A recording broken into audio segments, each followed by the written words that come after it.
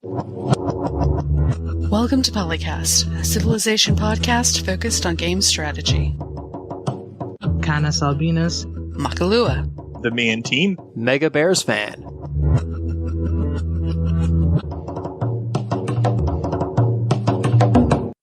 Happy Saturday, internets, and welcome to PolyCast episode 385. I am one of your regular co-hosts, MegaBearsFan, joined as always by CanusAlbinus. They never tell you that if you've had COVID, the vaccine really hurts. I think it hurts for a lot of people even if you haven't had COVID yet. It was bad. And also Makahlua, who hopefully is not sore from a vaccination as well. Not yet, but that's on my agenda for soon, and thanks. When I got my second shot, I had fever chills later that night. Really bad. My girlfriend was laughing at me because it was 80 or 90 degrees outside and, pretty warm in the house. And I was sitting there shivering, all wrapped up in a blanket all evening. I was told to expect a bad reaction because I had the virus back in December, so. Yeah. My mom had a similar experience with it. She had it back in November and then got the vaccine earlier this year and was sick for a few days, I think. I didn't get much done yesterday, but I'm mostly over it now. Well, that's good to hear, and we of course hope that you feel much better soon. Yes. Also, the TheMeInTeam should be here a little bit later. We're not sure for certain, but we're expecting. Yeah, he is also possibly feeling a bit under the weather.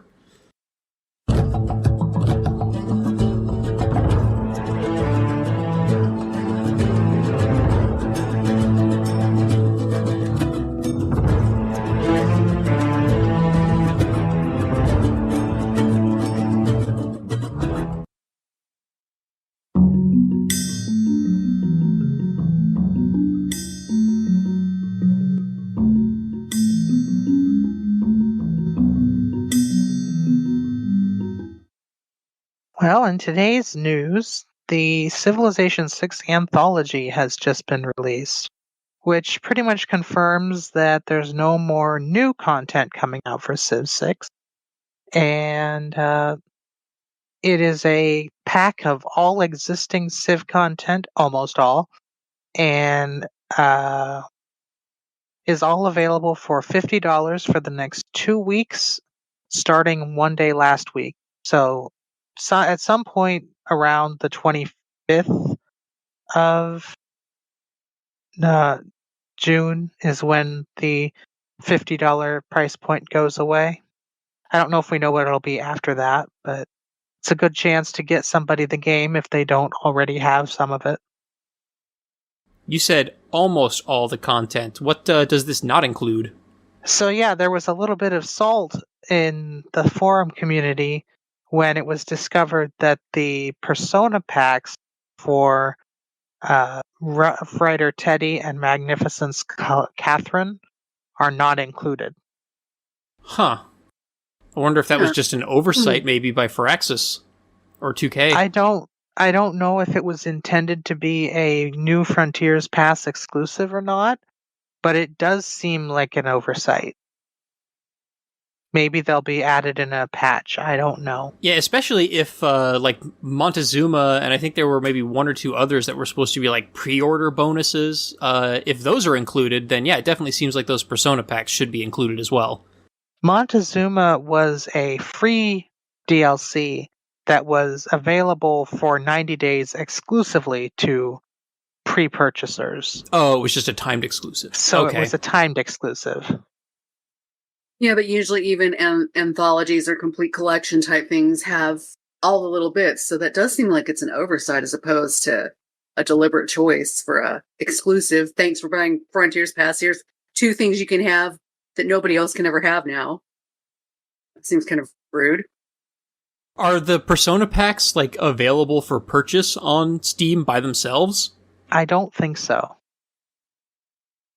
I'm not even exactly sure where they come from. I was under the impression for the longest time that they were a free update, but apparently they are not. Yeah, I thought they came with one of the New Frontiers updates. but I could be wrong about that. Let's take a look at the Civ Wiki and see what they say about it. Yeah, it was in the Frontier Pass. It was definitely two of the updates, and I think it was in the middle, kind of ish. Yeah, that's how I remember it. They came out with the Ethiopia pack and are exclusively available to those who bought the New Frontiers Pass. So that's pretty crappy. Yeah. Also, I kind of expected them to make more of them when they said that personas were a thing that was going to happen, but Oh, you mean more than just apparently like not. 2? Yeah, more than just Yeah. 2 that came out on the same day. Yeah, because every pack since then we've been sort of going, ooh, will we get something else? Another alternative? Nope. And now here we are. Yeah, it's especially funny that we've had like they basically put in this alternate Teddy Roosevelt and Catherine characters basically just so that they could have another leader ability for those leaders and those civilizations, because I think there was always kind of an opinion that those leaders weren't very good. But it's kind of ironic that we've had England, or I think Victoria had her like power like completely changed at least twice. Yet no persona pack for her that like restores the old abilities or something similar to the old abilities for those who, maybe might have liked them. To be fair, the old abilities were really bad. Yeah, true, but, they didn't just replace Teddy Roosevelt with a new ability. They made an alternate leader instead of making alternate leaders or skins or whatever for Victoria. I'm just saying there was, definitely more potential there for doing that for other leaders who have had their abilities dramatically altered, as opposed to just replacing them outright and then not being able to go back and play the old versions. Steampunk Victoria, anybody? Ooh. That would be pretty cool. I like steampunk things. But yeah, this by itself would not necessarily mean the end of Civilization 6, because we've seen like gold editions and stuff like that come out for games in the past before they're completely finished. In fact, I think even Civ 6 had like some kind of gold or complete edition or something that came out after Gathering Storm, but before New Frontiers. But this Platinum.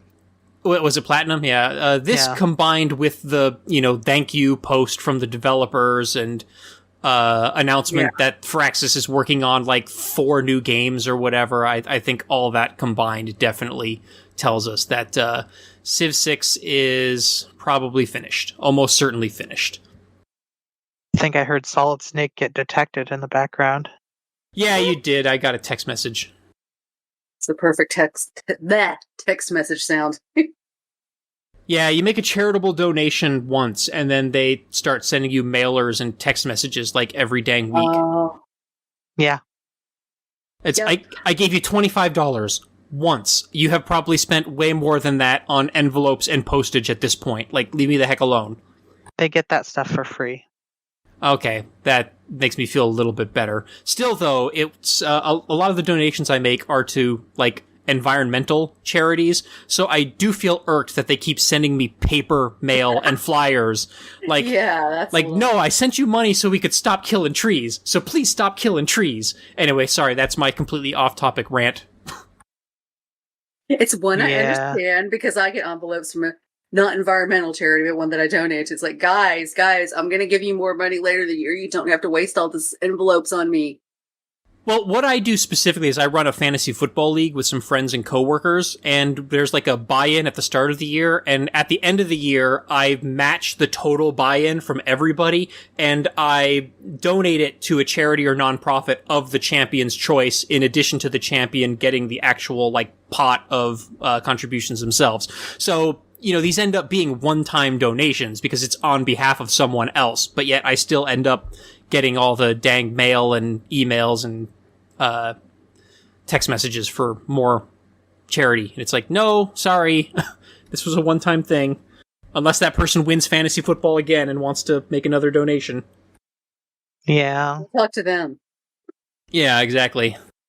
But it's my credit card number, or my name on the credit card, so that's the person they bug.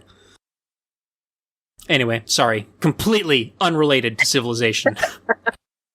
Just a little bit. So instead of a charity royale, we could have a leader royale? Oh, at least that's... Huh? Huh? Okay. I thought somebody said something. That is what's going on over at Civ Fanatics anyway. Lorana Kanan, who's one of the mods, posted this. This it's almost time to throw down. There is a Civ VI Leader Royale kicking off May 20th on Twitter, and Civ fans have a front row seat. No tourists, no tanks, just your favorite Civ leaders facing off in a history-making tournament. Only one could come in on top. Yeah, this is already over. Oh, is it? Yeah, Wow. it ended a few days ago. That's why I waited. It was starting last week for the last show, but I left it off because it was in the middle of being voted on. But this was not Civ Fanatics that did this. This was the main. This was Civ Twitter that did this. Oh, okay. Yeah, there's a link. Yeah, there's a link in the top post to the actual Firaxis page where they posted this, and their Twitter has been tweeting. I had actually not noticed that it was actually from Firaxis. I was actually, when I was seeing the tweets, I was thinking it was from like one of the fan Twitter accounts. Wait, is this their subtle way of finding out who we like the best to know who to include next time? Possibly. Yeah, it's a social media popularity contest. Which is why I suspect that America was not on the list. Oh, I had assumed they put all the leaders, but I guess that wouldn't fit in a 32 leader bracket now, would it? There were several that they didn't put in. America was one that I thought was a good choice to leave out because I don't like Roosevelt, but who else did they leave out? I feel like they left out a lot of people that really should not have been left out. Just looking at this picture, I do not think I'm seeing Wilfrid Laurier of Canada or John Curtin from Australia. I don't think I see Menelek either. So Ethiopia was out. I don't see Congo either. But Vietnam's in here. But Vietnam's there. Zulus are there. Ethiopia is kind of a surprising one, in my opinion, to get left out, considering they're like a top-tier religious civilization. England's not there. I don't think I'm seeing the Georgian... Oh, no, there she is. I think the Greeks are left out as well. No, I see Gorgo in one of them. Okay, yeah. Oh, Gorgo's in one of them? Yeah, She's also... Yeah, she's wedged in between Cleopatra and Gitjura. Is that how you say her name? Guitarja. Guitarja, yeah.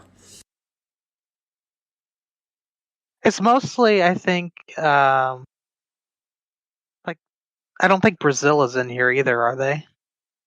I'm not seeing him. Yeah, I see Portugal, but not Brazil. And Philip isn't in here. Darius isn't. Did you say Philip of Spain? I think I see him. He's in the second bracket, it looks like, next to Genghis. Oh, you're right. He is there. Also, this is kind of weird that it's the first group things are fours, and then everything else is one-on-one like a normal bracket. Yeah, which makes me think that they probably could have crammed every leader into the game if they're going to do these group things anyway. Like, it might not have been... Not all the groups maybe would have ended up being even. Because I don't know exactly how many leaders are in the game. But, yeah, like, they definitely could have squeezed... I mean, I think we just at least named 8 leaders right there. So that's one more in each group. Yeah. Somebody would have gotten a free pass on to another round, but, if they weren't that popular, they'd get eliminated anyway, so... Oh, I guess Catherine de Medici is English, isn't she? French.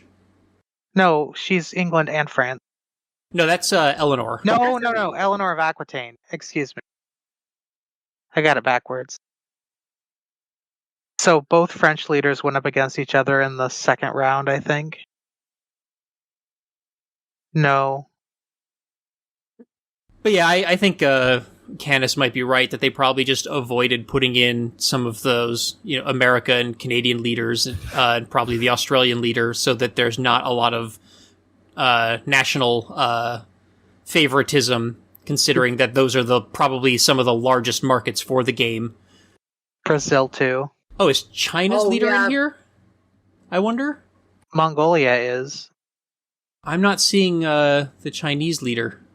Oh no, yeah. They were trying to avoid the ballot box cut and stuffing with people. Brazil would definitely do that. So yeah, I definitely do think you're right, Canus, that it's the largest markets where the game is sold seem to be the leaders who are just like cut, not even there for consideration. Nubia's not there either. Yeah, and then a few others who I guess unfortunately got the cut because they just didn't have room to put them in there. They make a proper And bracket. The final winner was Trajan, so Roma booed. OP Rome as usual. it was Rome versus Gilgamesh, and Rome won. Gilgamesh has been one of my favorites since Vanilla Civ 6 came out. I think I also really enjoyed Poundmaker, but I'm not seeing Poundmaker in any of these groups either. Oh, yeah. Also rude. Yeah, Poundmaker would have been one of my top picks. Gilgamesh is like the meme top pick because he's like the nicest leader you could go against. Well, he's also... Oh, go ahead. If you're nice to him at the beginning of the game, he'll love you for the rest of the game. And vice versa as well, or the inverse is also true. Yeah. But he's also, in my opinion, very beginner-friendly, because he has lots of early game stuff. He's got the war carts for early war rushing. He's got those bonuses for finding barbarians, which is, something that a lot of beginner players are going to be encouraged to do. So he's a very beginner-friendly Civ as well, which means I think a lot of people getting into Civ 6 will probably play as Gilgamesh, or will be recommended to play as Gilgamesh by other players.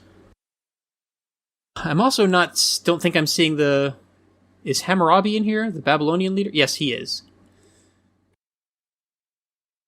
So I can't fault the internet for picking Gilgamesh, because I like him as well. He is the biggest bro. He is a big bro, that's for sure. In the literal and metaphorical senses. Maximum bro fist. He should have won. Also, hello, me and team. Blue. Yes, welcome. What is everybody else's favorite leader who you would have voted for? Not included in the poll because apparently because I play them too much or something. Let me guess, Maki. John Curtin. I'm a meme within myself on that one. I feel like he's lost a little bit of his luster in Civ 6, but Shaka's always fun. Yeah, Shaka is still on the list of I don't want to see them popping up in my game. I guess, but it's not as oppressive as he was in Civ 5 or especially 4. Same thing with Montezuma. The crazies in Civ 6 are still somewhat, but it's not the same. I think in all the Civ games that I've played, Montezuma ends up being kind of a pushover, because he'll declare war on people too early, and then get pushed back and stomped, and then is like out of the game for the rest of the game. In most cases, that's how it goes down. I am curious what they mean by the winner will take over our Twitter channel for a full month. Like, does that just mean they're going to swap out, like, the Twitter profile picture for Trajan? Or, like, are they going to start posting tweets, like, in the persona of Trajan? Or are they just going to, like, post a bunch of little, like, game clips of, like, Roman gameplay? Or what exactly is this going to mean? Well, I don't know if that has started yet. I don't know either. I haven't looked at it. I remember there being a Twitter user, I'm not sure how to pronounce the name, Donald the Unready, I think, who was like spoofing the president during the previous administration as like a medieval king. And that was quite amusing. I wonder if they're going to go do something in sort of that direction, although obviously without the blatant politics involved, but just kind of like spoofing stuff in the persona of a Roman emperor. Oh, he'll be taking over the Civ Twitter account in July, so be prepared for his Ah. I wonder if that means they'll be posting in Latin. Oh, that could be fun. And that also, I guess, means that they're going to wait until, like, after Pride Month is over. So, they're not, like, doing Pride Month for, like, a week and then switching over to a new profile pic. I mean, I can't wait to hear him call Jupiter Loven.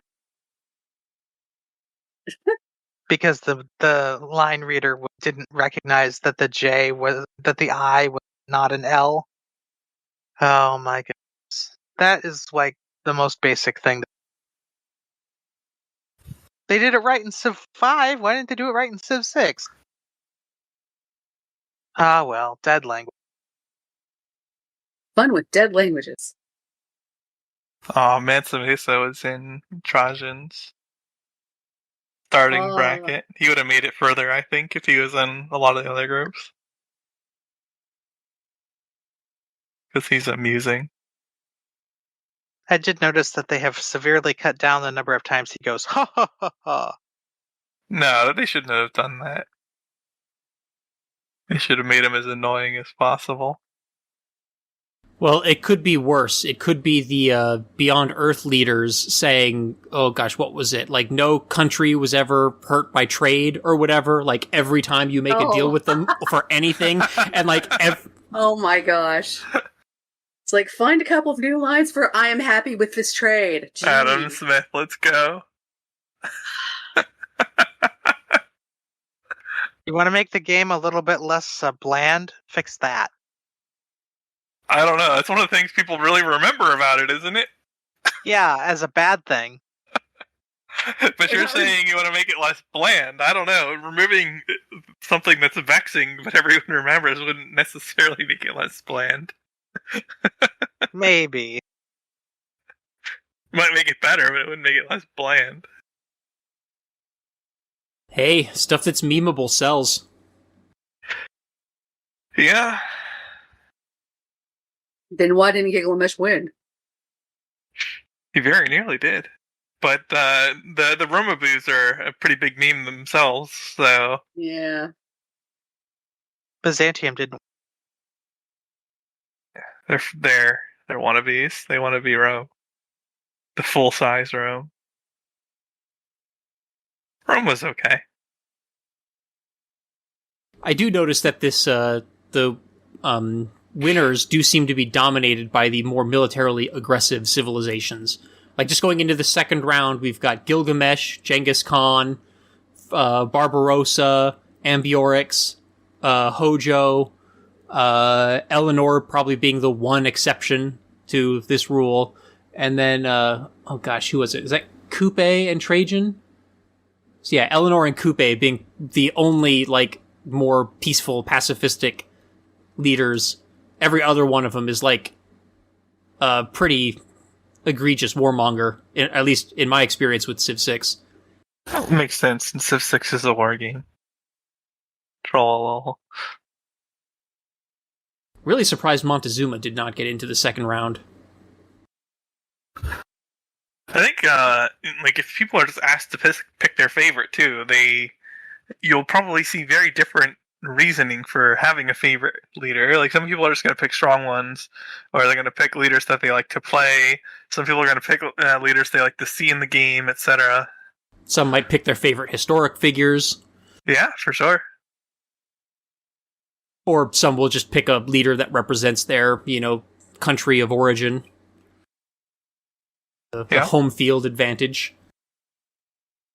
So there's a lot of factors that can go into why somebody is favored. Yeah, but I'm really surprised that Montezuma did not make it into at least the second round. He got beaten that bracket. Considering how much of a meme in Civilization Montezuma is.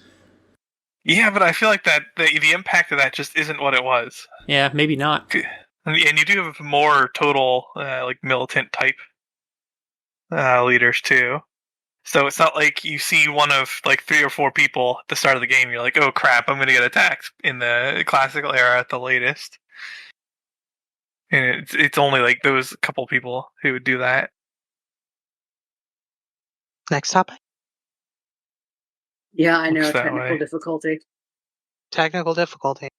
Our next topic is technical difficulty.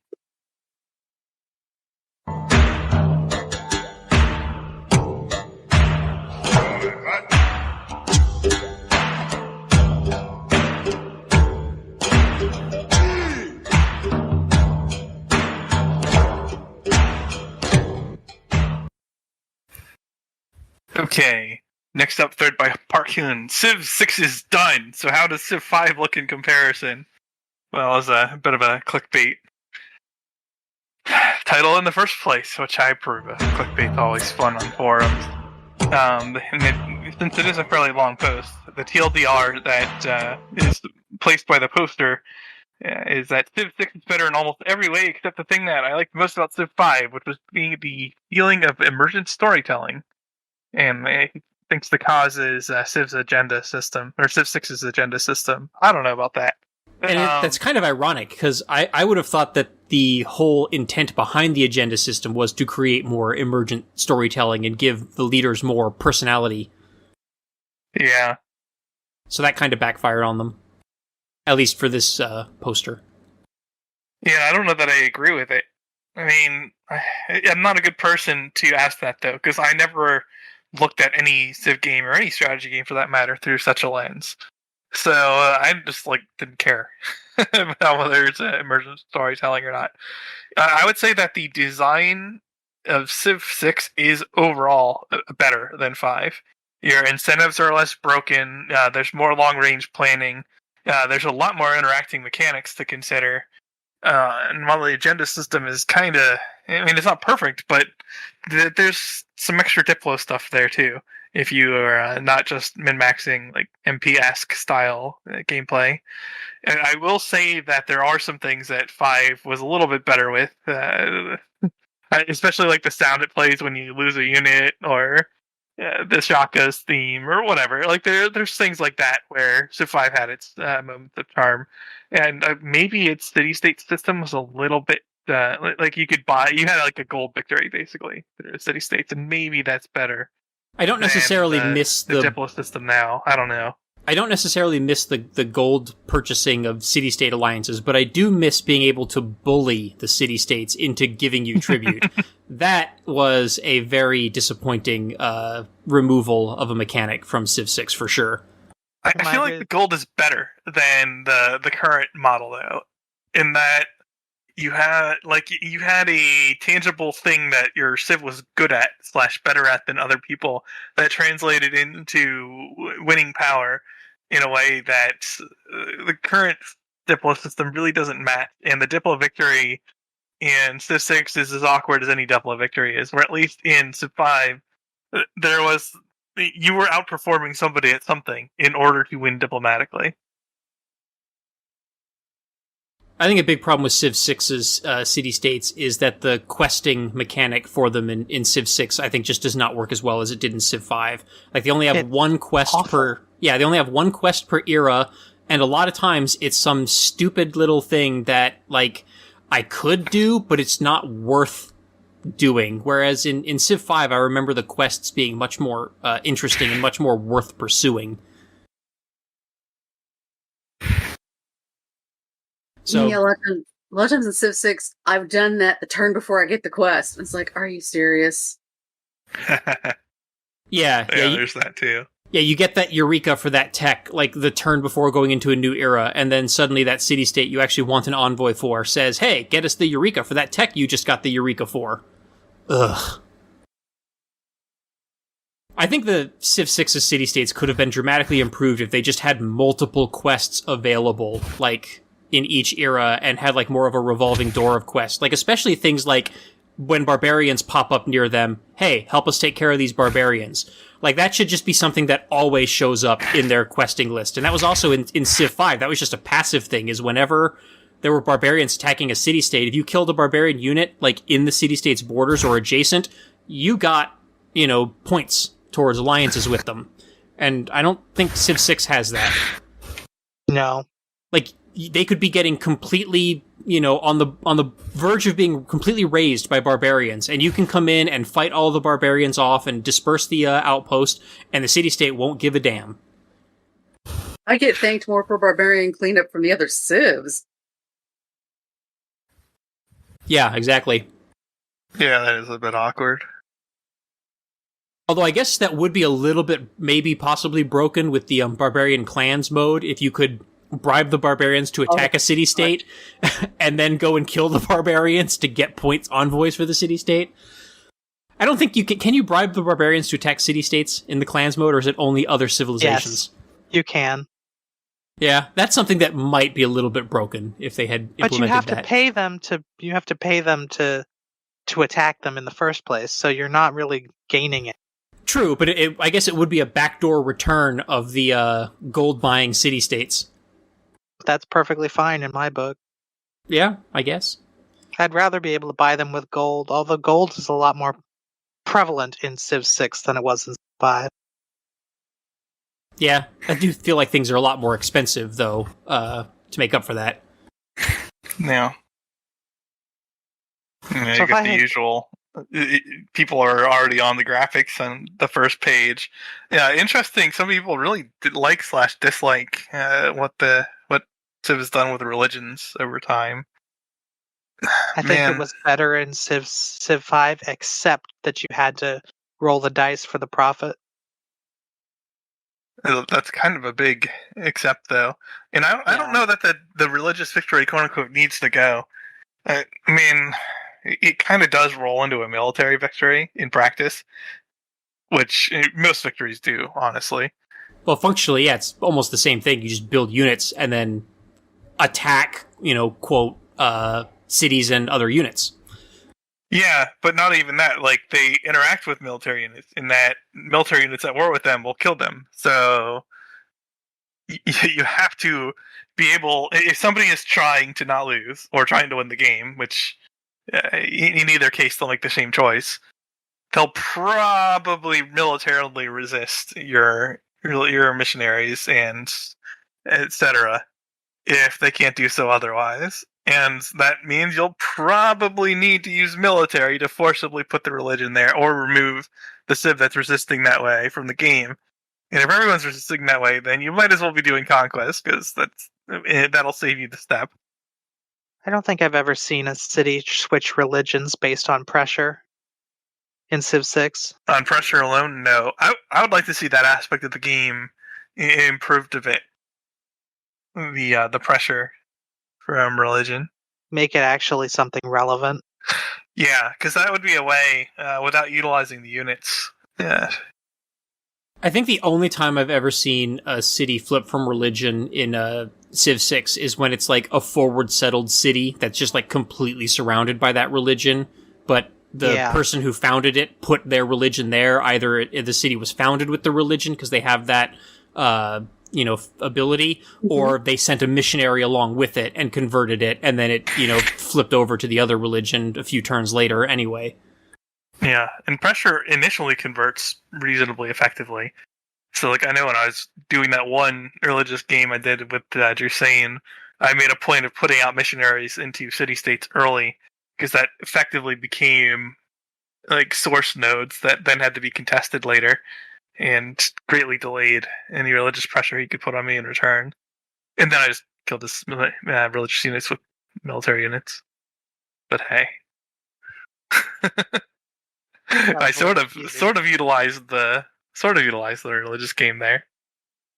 Yeah, there's another post, I think it's the 6th post from Jasper on this thread that says, what's funny is the game kind of does that for you through that golden age historical records that highlight all of your firsts, etc., which I think is in reference to the original poster's comment about how Civ 6 isn't as good at storytelling.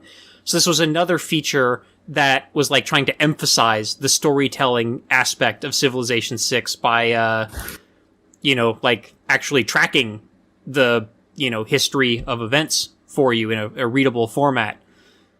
So yeah, there was definitely an effort made for Civilization 6 to have that storytelling element, but apparently it didn't work out for some people. Yeah, it seemed to work better the first couple of months that we had Civ, and you were playing through things for the first time when it was all new. But as you go later in the game, it gets kind of, you're like, yeah, click, click, click, because it's one of 10,000 notifications on the side.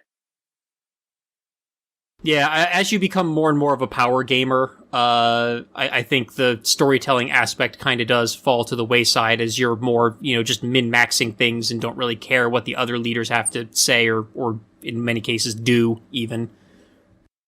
That's why I try to avoid being a power gamer. And you're trying to optimize your outcome, though, because you have victory conditions, right? So you're mostly going to make choices towards whatever victory condition you're pursuing. This, again, is one of the reasons I really liked Civilization 4's, I always get these two confused. It was either the domination or the conquest victory, where you just had to have 60% of the map area and population. Yeah, because you could get there any way you wanted. Whether it was through conquest, through, vassalage, through peaceful vassalage, through your own colonization, however, you were kind of free to tell your own civilization story and weren't bound by those rigid victory conditions. The vassal system in Civ 4 really sped up closing out games that were over. And what happened a lot of times is you would actually trip conquest and domination at the same time. You would just chain vassal everybody over the course of a few turns once you were strong enough. And then, because you're absorbing such a large amount of land at once, because vassals count for half towards domination or something, you would meet the standards for both. And that was fine, because, man, you could close out a military victory so fast in Civ 4 compared to any of the newer ones.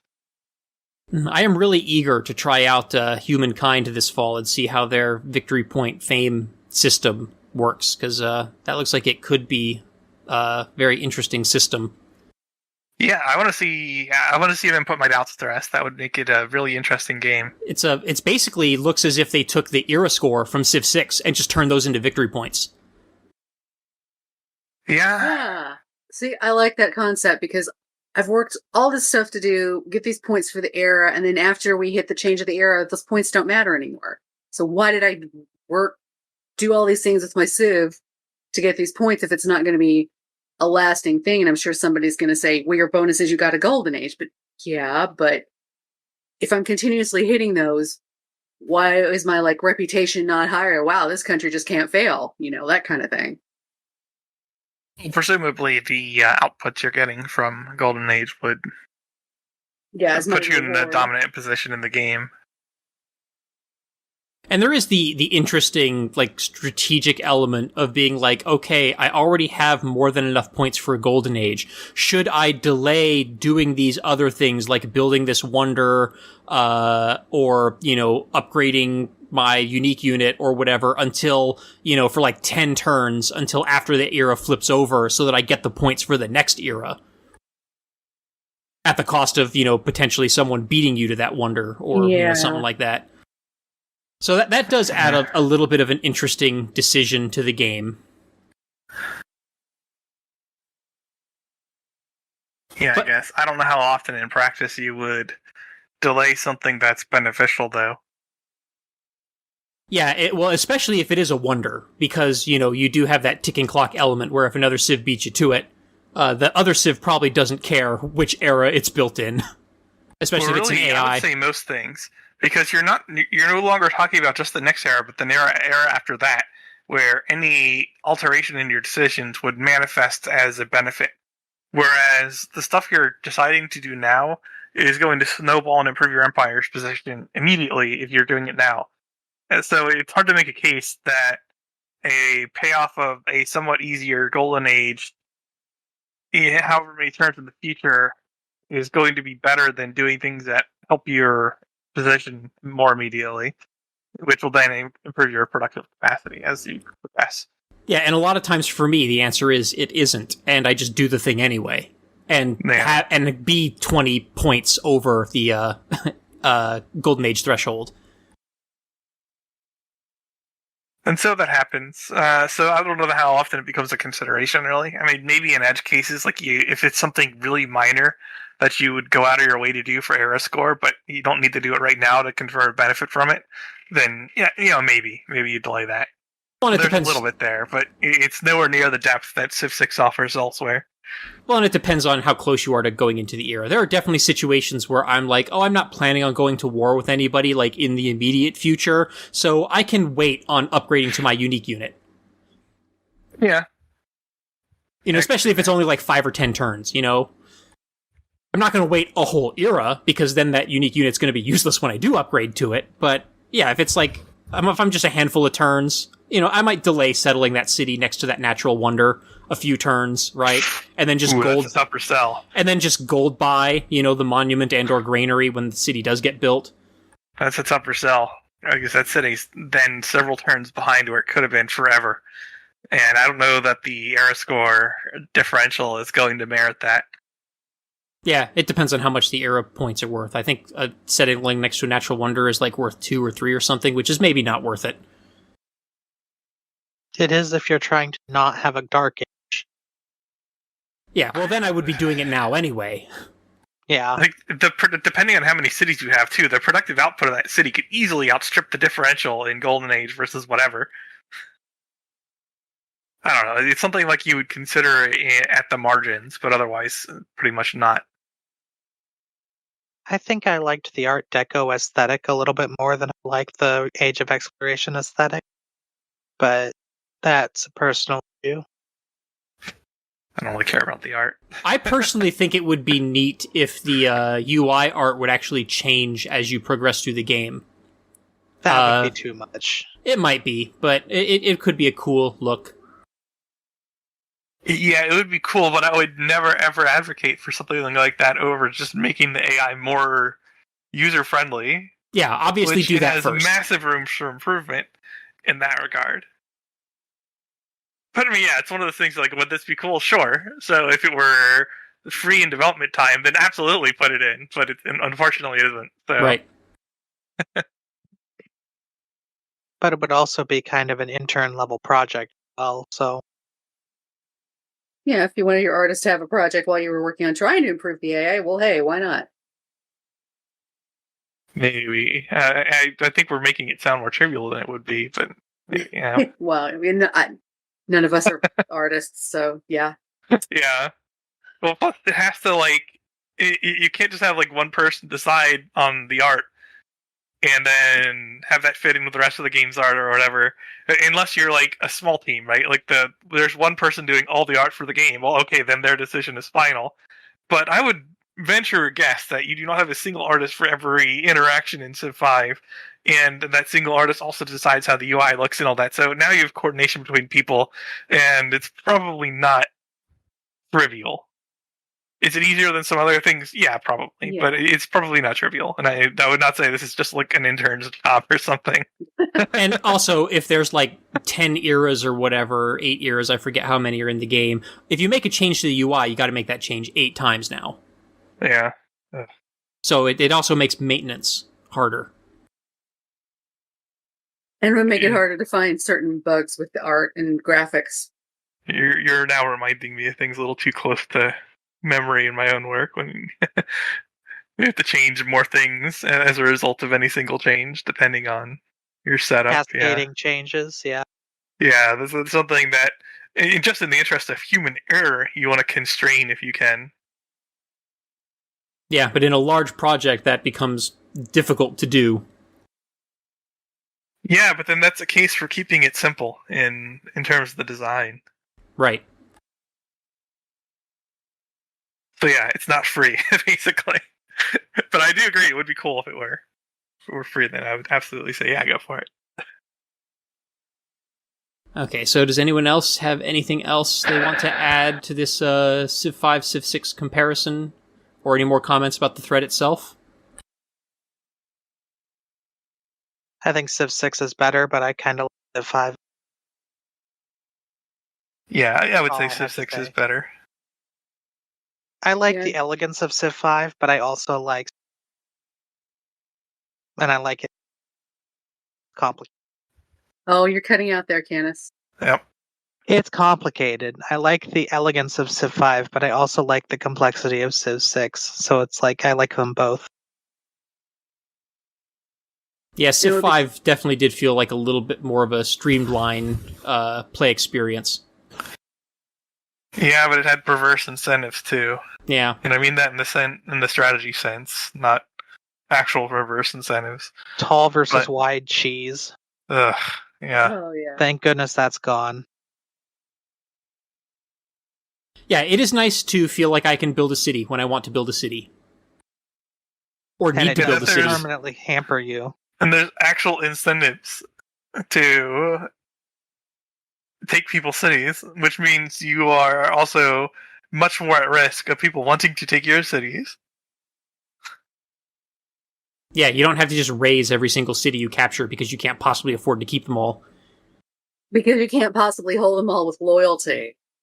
Yeah, that's the issue now, but it's at least it means that your entire empire doesn't become crippled. Well, you Yeah, can hold oh, them now yes, with loyalty, you though. can. Like, the loyalty system, I mean, some might find it annoying or whatever, but you absolutely can, if you plan for it and maneuver properly, keep every single city you capture in Civ 6. Even on deity. That's a thing you can possibly do. Yeah, one of And the in most cases, it's not that daunting to do it. It's a little bit annoying if you're, like, doing intercontinental invasions. But again, if you're planning for it, you can make it happen.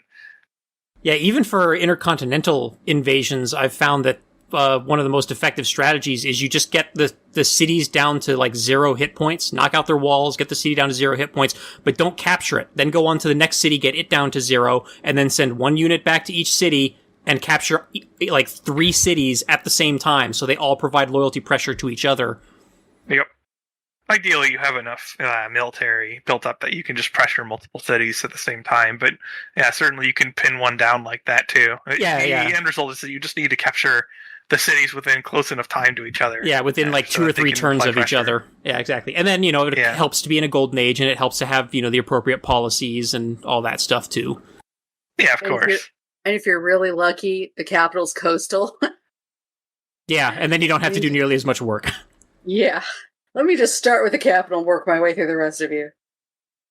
Every so often, Civ is nice to me. Anytime Civ doesn't crash in multiplayer, it's nice to me. That is one thing that is improved with 6. Is it is not crashy. Yeah. Civ 5 eventually stabilized, but Civ 6 release was in much better state than Civ 5 release, and as time has progressed, Civ 6 has maintained a reliability/playability advantage in that regard.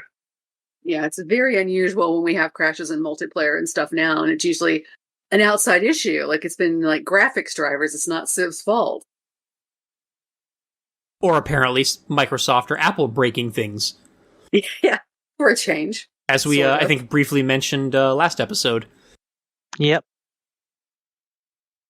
All right, so next topic is we have another thread on Civ Fanatics from Hellenism Salesman, titled History Simulator or Game, Civ's Precarious Balancing Act. And it begins by saying, grab some snacks and find somewhere comfortable to sit because this is a long post. I've seen longer. I've written longer. This one isn't that bad. Anyway, basically this thread is like asking, talking about the balance between historical, simulation, for lack of a better word, historical accuracy, and, just being a fun 4X game, and specifically the struggles that Civilization has, being a game that is like a pure 4X and not like, Crusader Kings or Total War style, like actual historic scenario. Okay. Let me put it this way. Civ 6 is Civ in general is closer to pure strategy/4X than something like Crusader Kings or Europa Universalis.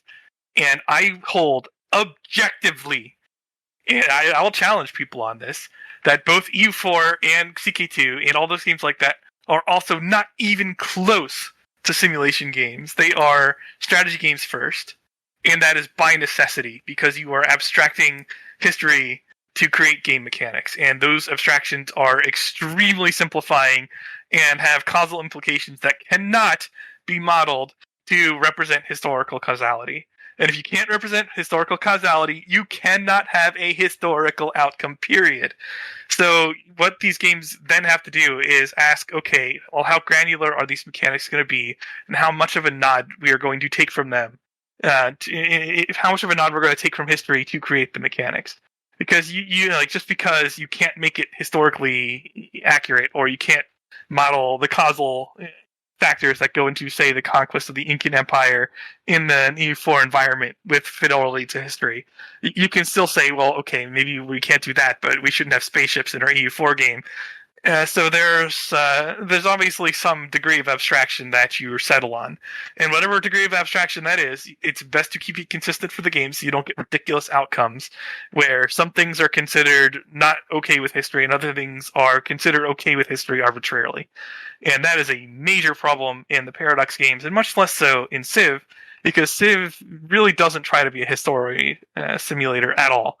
Not at all. It takes the nods, like your unique unit is based on something that was important to that civilization in history. But ultimately, this is a 4X game. So is it possible in principle to have a perfect 4X? I don't think so, because everyone's going to have different preferences on how much they want their games abstracted. And also because our hardware is nowhere near good enough to model things that could approximate reality. At least not right now. Yeah, I always kind of look at Paradox's games, especially Crusader Kings, as being almost as much an RPG as it is a strategy game. It's very character-driven, and including character stat-driven. You've got experience, you level up, you get perks, all those sorts of things. You're managing relationships between characters. And that's something that, Civilization doesn't do. And never has done, and it's something that probably wouldn't really fit in the Civilization. Like, trying to model social relationships over the entire span of human history is, not a feasible thing to do. And I would like to point out, even there, CK2 very intentionally deviates from anything even kind of plausible from a story standpoint. I mean, I'm not even counting, the devil cults or whatever. Well, and I would just mean, the way you can abuse some of the character interaction systems in that game to get ridiculous outcomes is pretty hilarious.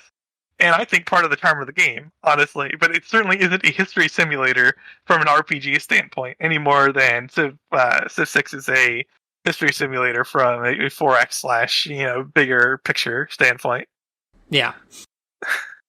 And I would even, I think, go as far as to say that you if you're talking about a pure 4X strategy game, because Crusader Kings isn't really a 4X strategy game, right? Because it's missing the Explorer and, I guess it does have the Expand bits, but a traditional 4X game is you start with nothing, right? And you build your way up. And in my opinion, that's just fundamentally incompatible with trying to simulate actual history.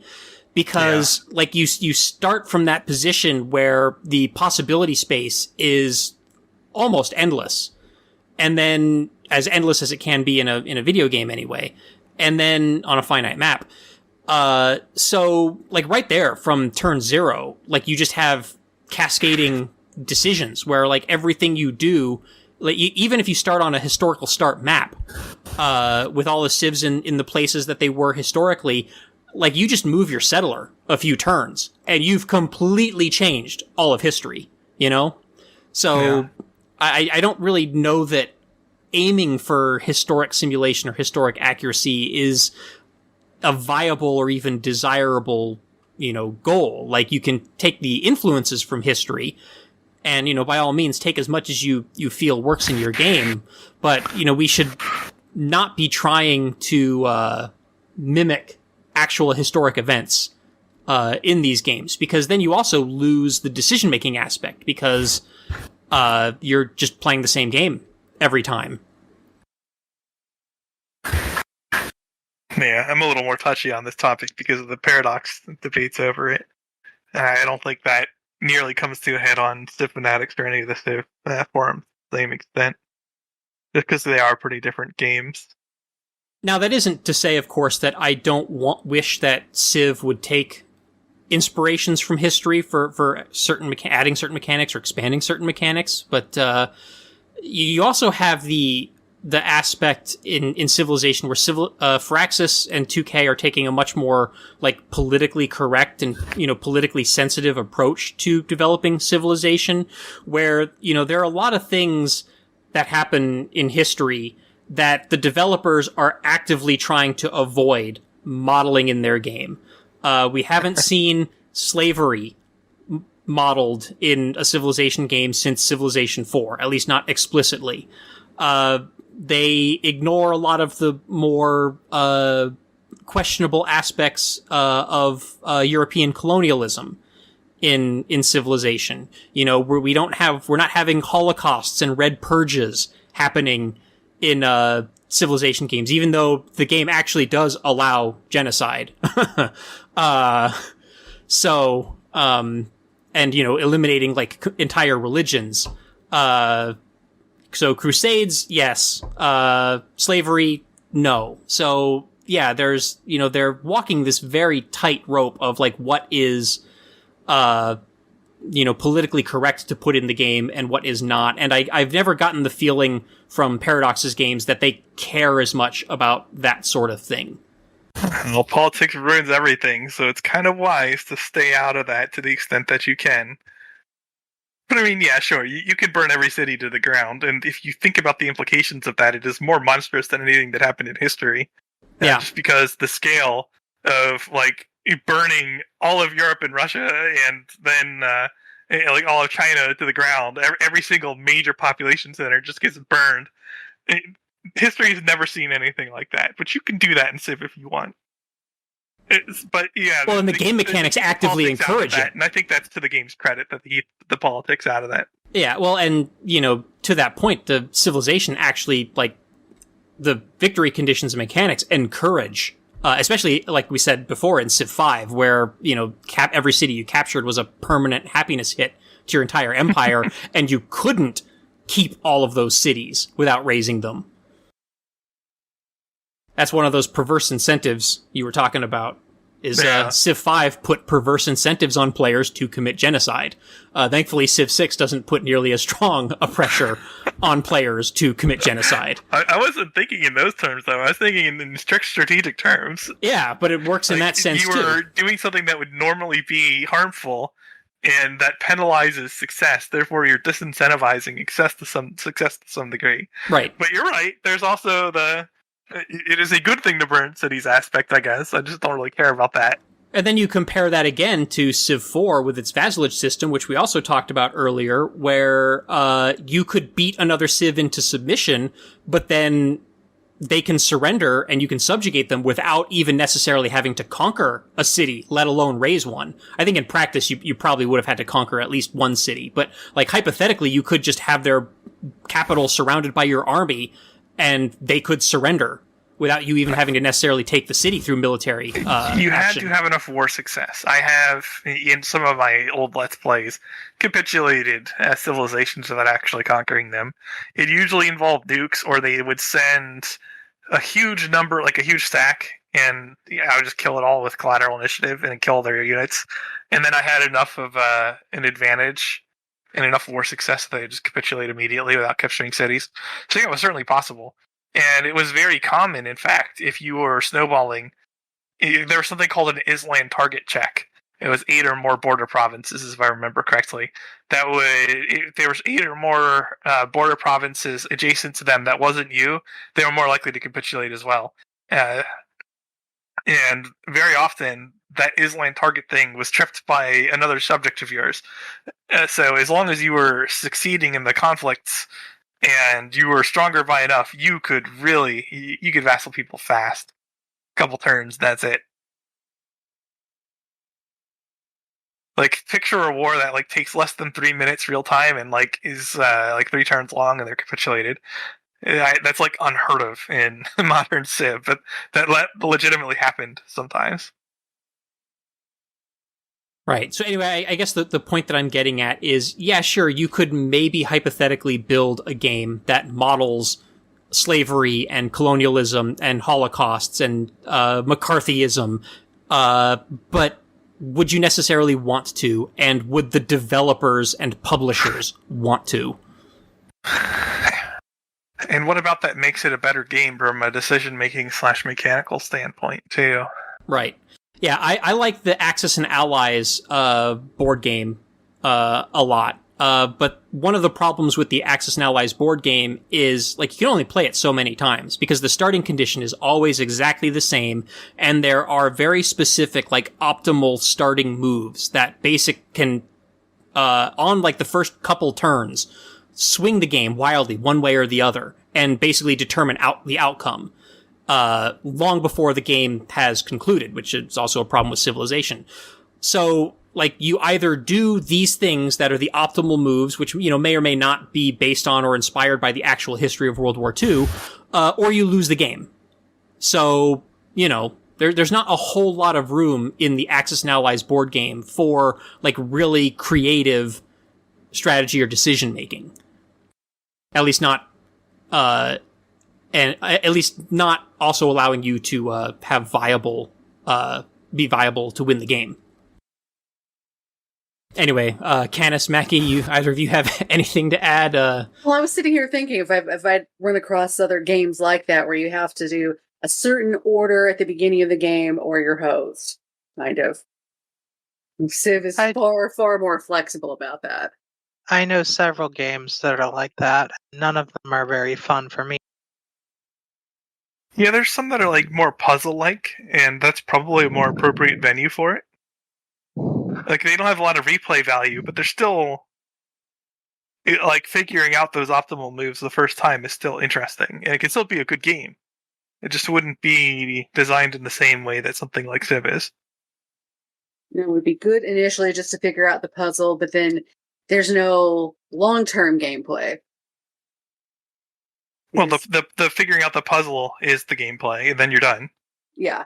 It's kind of like if you're playing in a role-playing game, or like a JRPG or something. Like, you've seen the story, you know how to win all the battles. You can replay it if you want, but, like, it's going to be the same stuff. You're going to get the exact same story, and there might be some different mechanics you can use, but that's going to be limited to an extent. Yeah, there'll be very finite things that'll be different. Yeah, especially in, like, a Final Fantasy game where you got to go through all the dang unskippable tutorials again. Oh. Yeah, well, that's just, that is annoying. That's annoying design that you can't skip that stuff. Well, because it's, like, integrated into the story, but it's like, oh my gosh, I know how the friggin' upgrade tree works. Like, let me just get on with it. Pokemon games do this really bad. Yeah. You'd think that some of them would have some consideration for veterans of the series and just let you skip some stuff, but whatever. You'd think that considering their audience is almost 40% old people. Old people? Screw off. I was like, you calling me old?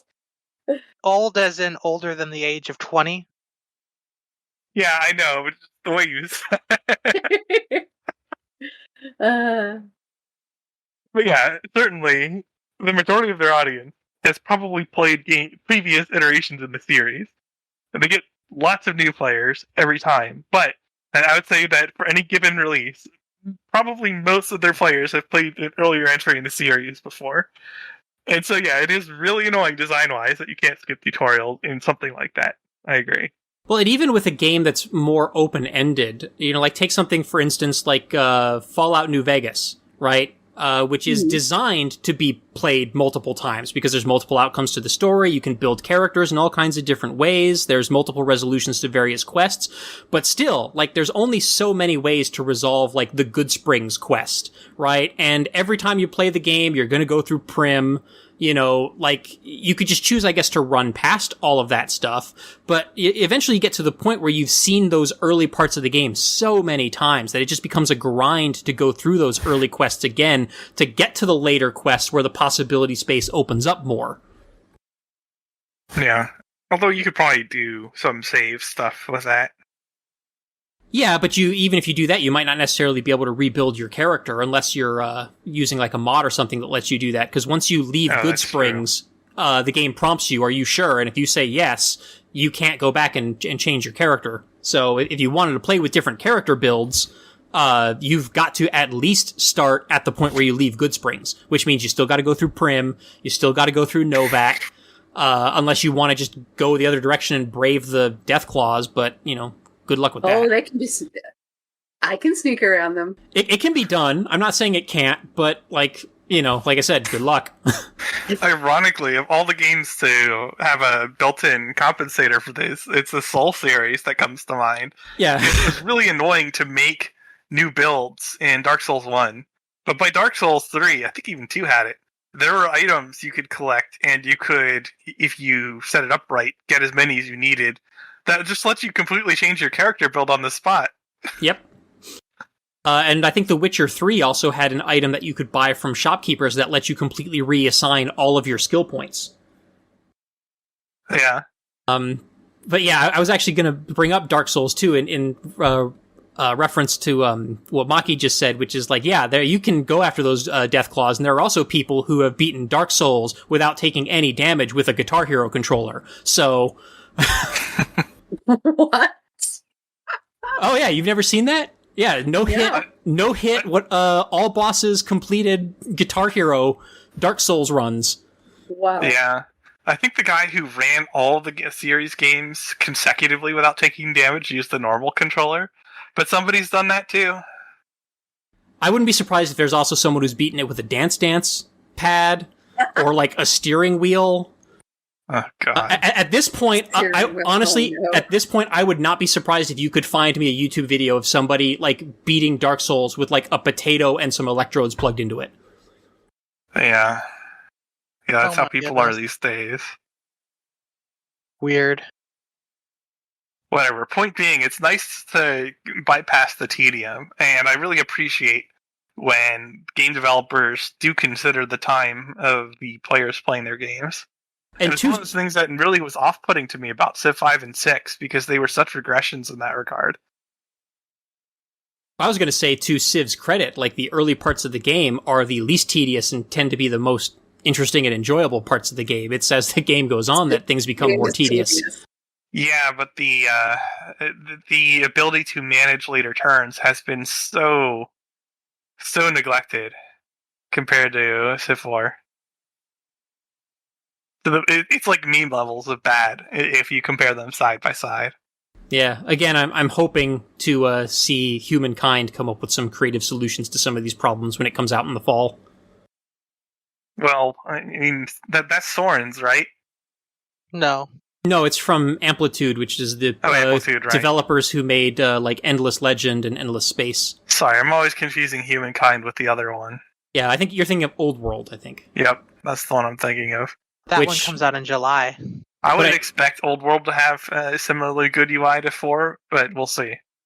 Yeah, I think Old World, though, is still an Epic exclusive for the foreseeable future, right? Yeah, oh, so it's not coming out for another year. At least, yeah. Effectively. It's a shame when bad things happen to good games. Yeah. Well, unfortunate. I kind of see it almost as like a blessing in disguise because, like I said, I'm looking forward more to Humankind, and I don't know about the rest of you, but I ain't got time to be playing like 4x TBS games at the same in the same fall. So yeah, that's true. Yeah, it's a good thing that the potential Civ 7 is at least not until next year or something like that, because that gives time to play Humankind. Yeah, unless we see something at don't we have E3 coming up soon, or did that already happen? I think it's going on right now. Oh, okay. Well, yeah, unless we see something. Yeah. Although, speaking of the games that Firaxis is working on, I did see some articles on the internet reporting that one of the games might be a Marvel-skinned version of XCOM. Because every video game now has to be a Marvel game, apparently. There's only 2 Marvel games.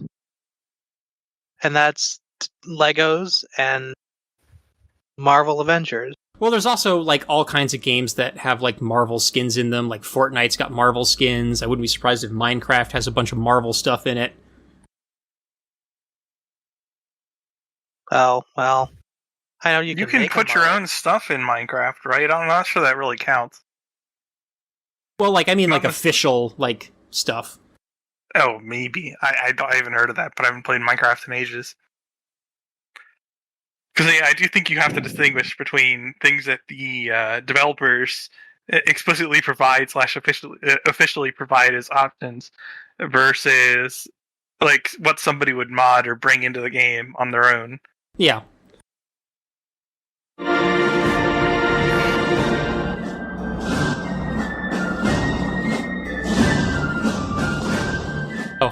Well, thank you all for listening to PolyCast episode number 385. I have been your regular co-host, MegaBearsFan, along with CanusAlbinus. Have a nice day, everybody. Makahlua. Ooh, lunchtime. And TheMeInTeam. You can cook pancakes on those hot takes.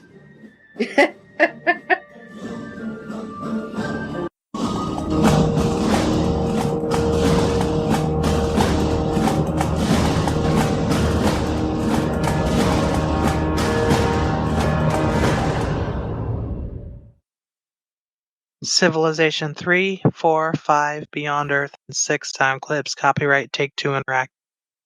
Copyright the PolyCast at thepolycast.net.